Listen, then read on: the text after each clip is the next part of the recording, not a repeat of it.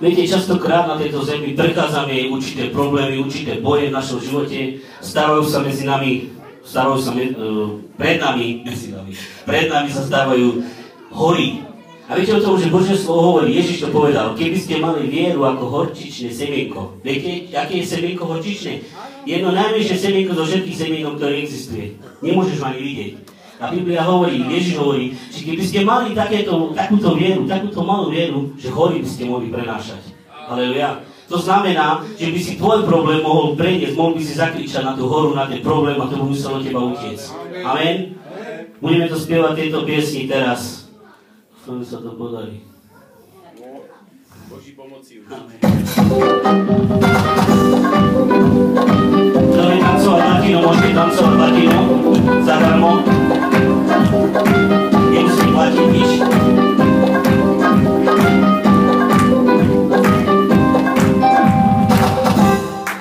Keby si mal takto malú vieru, vrchy by si prenášal.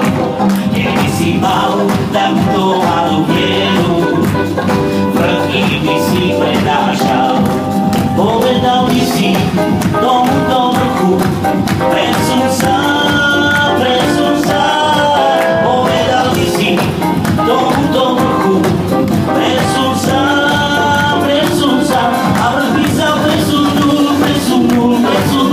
A vrch by sa presunul. A vrch by sa presunul. A vrch by sa presunul.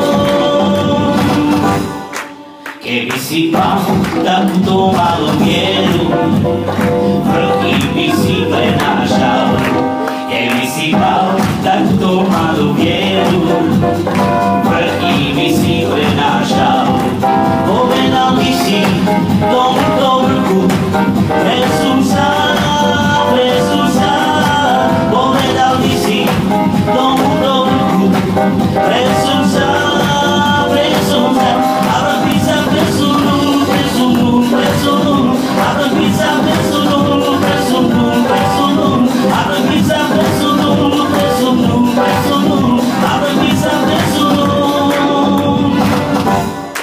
Keby si mal takúto malú vieru, vrchy by si prenášal. Keby si mal takúto malú vieru,